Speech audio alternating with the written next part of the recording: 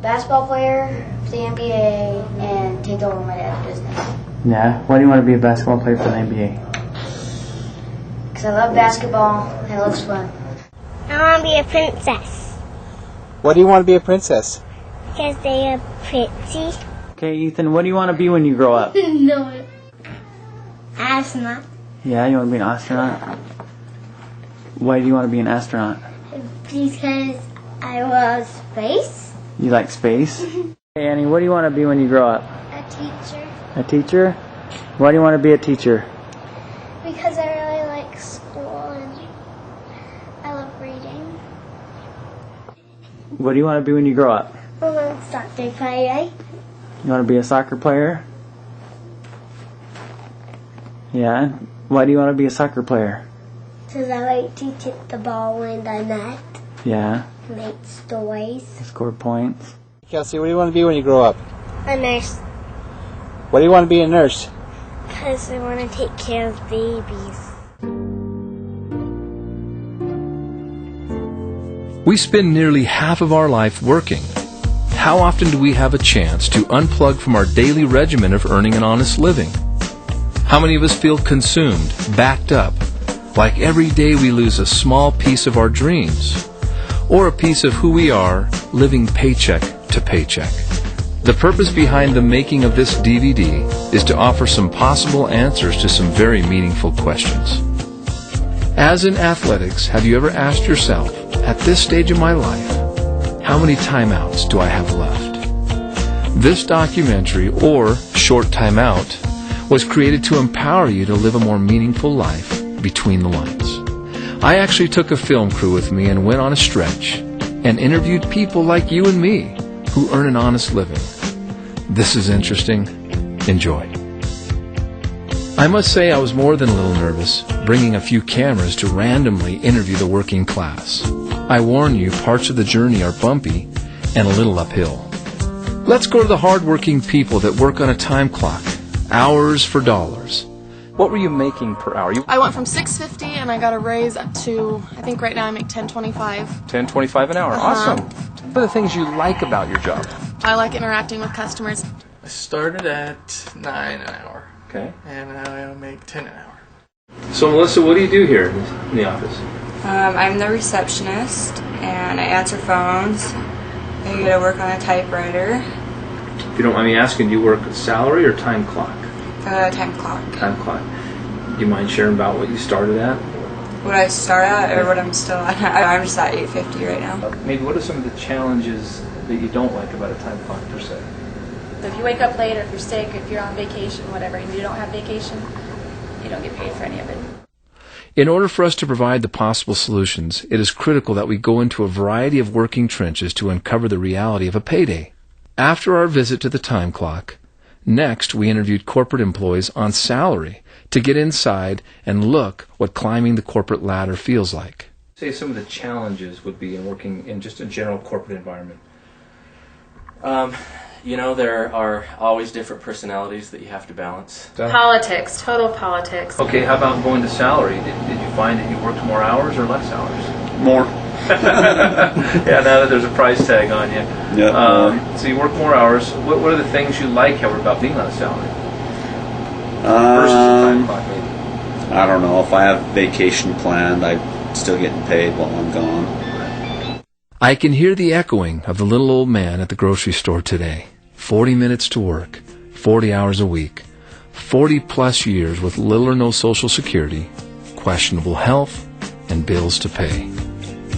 One of the observations I made in this interview process was the difference between survival and passion.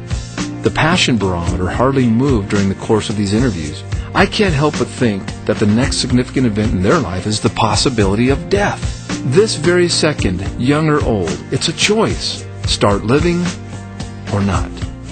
Take Frank, who spent 20 years climbing the corporate ladder, maneuvering through corporate politics, only to discover that it was not his ladder. He was replaced by someone half his age for half his price. What if you had the money to start any business and be the boss?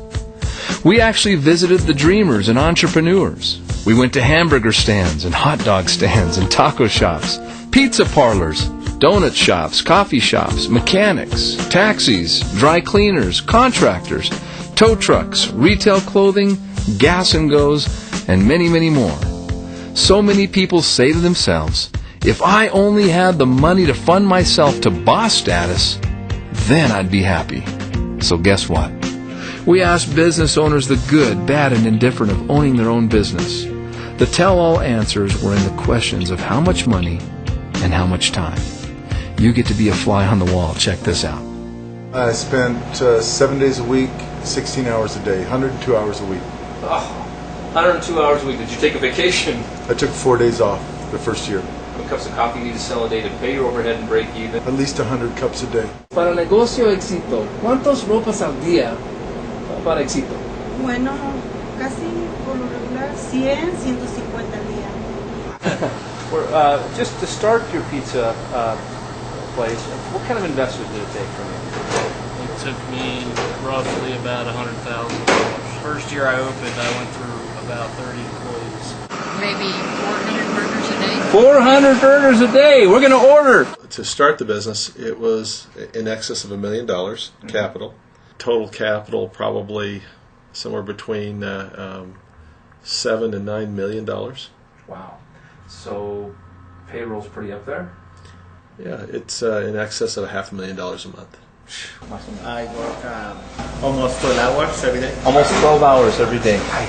Y más o menos, ¿cuántos postres al día para éxito en el negocio? 1,000. 1,000? Yeah. Ay. Y Juan, en el negocio, más o menos, ¿cuántos tacos al día por el negocio éxito? Probablemente hacemos como 200 a 300 tacos por día. Okay, I'm here with Steve, who's a general contractor. And Steve, how long have you been doing contracting work? For 45 years. That's the hardest part about what I do. I'd like to retire, and I have no retirement. There is nothing there. I mean, Social Security is not even going to be there when I retire. Now that we've defined hourly, salary, and owning your own business, or 40-40 hindsight, instead of looking hindsight, let's have foresight. Let's discuss what we call residual eyes. So what is the difference between 40-40 hindsight and residual eyes? While they both have something to do with your vision, one sees the future, while the other, regretfully, sees only the past. So imagine having your own ladder, climbing it, and putting forth the same hard work and effort. So the question is that of your vision. Are you headed to 40-40 hindsight? We caught up with Kathy, owner of a large, healthy grocery store, running her conventional business with one foot in her home-based business, residual income. Whether it's in network marketing or whether it's in traditional business, you're going to work hard. But in network marketing, you don't necessarily have to work as hard so long because you've got the residual income coming in. Where in a conventional business, you're going to work long and hard for a long time. Cool. Okay, so now we're going to show you how things look through residual eyes. If you could afford 30 or 40 of these and you got a piece of every single toe that went out every week, every month, you wouldn't have to work again. Okay, final question. What if today you could make a commission off of every one of their jobs? How would you be today? How well? How would you be wealthy?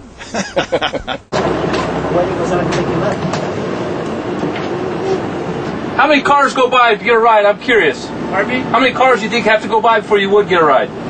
Well, considering what I'm at, probably a couple hundred. Couple hundred? Time we went to Jamaica. And I think it's really key because if you have the right people in your organization and you train them properly and you really are a family, you can let them go. You don't have to babysit them. And when you come back, good things happen. Yeah, I've worked conventional businesses. I've owned my own businesses for over 35 years. And after being in network marketing, and there's no way I could go back to what I've done previously. I'm unemployable. I'm unemployable. I'm unemployable. Okay, now that you have residual eyes, let's get that business started. So, you don't need all that startup money for buildings and offices and employees. And you're probably wondering, well, what do I do? Oh yeah, you've got to get your inventory for your new business. So now you get all excited because it's on its way to your house, and here comes that truck. You clear your garage as the truck backs in. You brace yourself for all that inventory because you are an overachiever. You admire your new business and its inventory. You're so proud of yourself. You take big bites. 10 days later, it's still there. And after wasting 10 days, you start thinking about a plan. 20 days later, you start stressing. You're so hard on yourself, feeling like you're a sucker. You've been taken advantage of. You've been ripped off. And finally, the month ends. Sadly, those who have no residual eyes start thinking about quitting. So they have a pity party. They even break into their own inventory, and then they realize that they are still in business. Remember, this is your business. Take responsibility for its success. If this is too much inventory for your home-based business, maybe you should have a time clock. It's important for you to be a product of your products. So what are you waiting for? Start creating your options now.